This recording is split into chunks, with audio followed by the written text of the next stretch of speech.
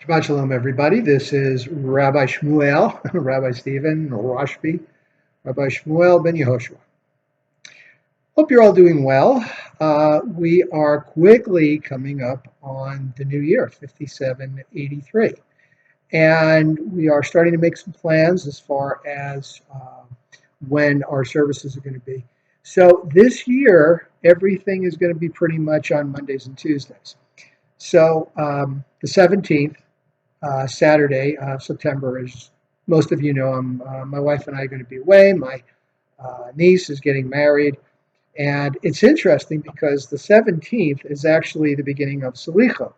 Technically, though, it's not the 17th, it's the 18th, because Shabbat ends with Havdalah around, I think it's 7:30, somewhere around there, on the 17th, on that Saturday.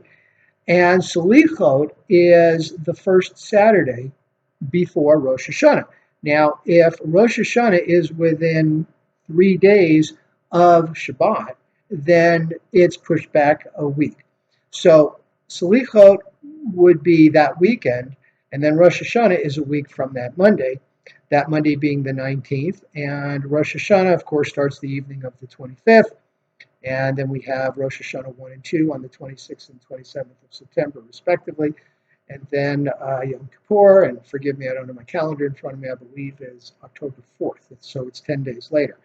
And Sukkot would be 2 weeks from then. So that's the second Monday and Tuesday. And then we have Shemini Atzeret and Simchat Torah. So we're going to discuss some of those services, what the evenings are going to be, et cetera, et cetera.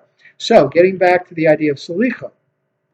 So Havdalah ends with sundown or 3 stars on Saturday night. Selichot actually starts at midnight. So my niece and my future nephew-in-law are getting married within that window between Havdalah and Selichot.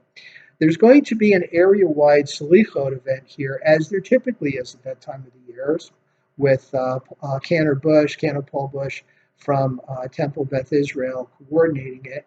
And everybody from Temple Shalom of Ontario is invited, and we'll send you the details as I get more information on that. So anyway, please feel free to come to services and support the synagogue. Okay, so key Teitzei, and when you go out. And this particular portion seems like a hodgepodge of various laws. I could just almost comedically see Moses up there going over these laws, and one of the Israelites raised his head and goes, is there going to be a test, and is it going to be multiple choice, hopefully, rather than fill in the blanks, or will you do an essay? Because it seems like that's what this chapter is. You've got talking about forbidden mixtures. You've got when people go out to war. It talks about when an Israelite warrior or soldier sees a foreign woman of quote-unquote beautiful form, and he can't help himself. So what does he do? He takes her back to his home, and she has to go through a 30-day period of mourning, cut her nails, shave her hair, allow her to mourn for her father and mother, her family, and then if he still wants her after that 30 days, then he marries her. And when he marries her, she is an Israelite. She is his wife with all the privileges of being a wife. Then, and this is kind of an interesting flow here, then it talks about what happens when a man has multiple wives. Back then they did that. They had multiple wives.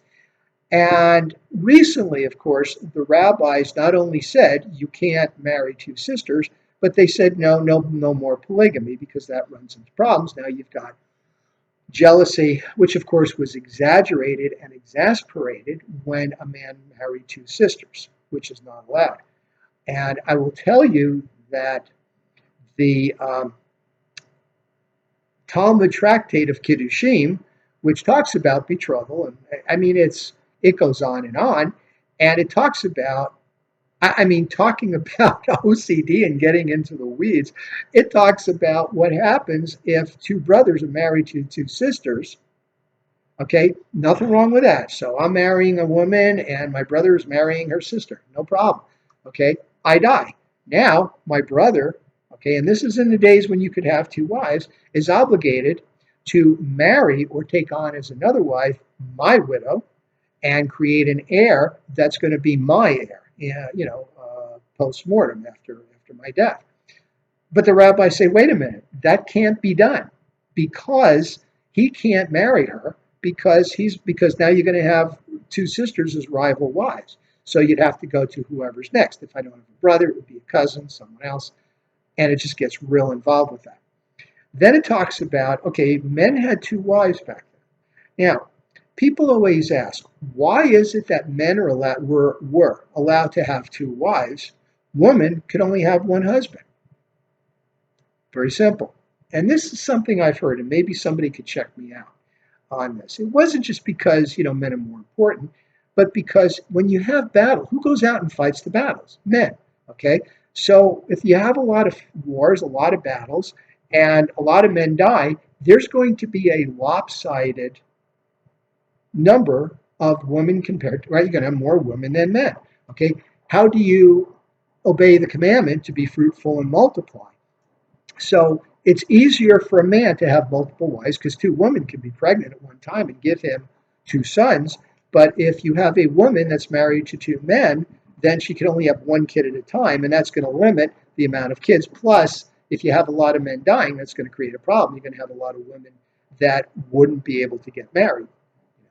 And this is where the Torah talks about, the whole forbidden relationships and, making sure that the family was intact and you don't have this jealous. I mean, you're going to already have sibling rivalry, right? Because back in the day, and this is another part of this particular portion, the firstborn, it's called primogeniture, gets a lion's share of the inheritance.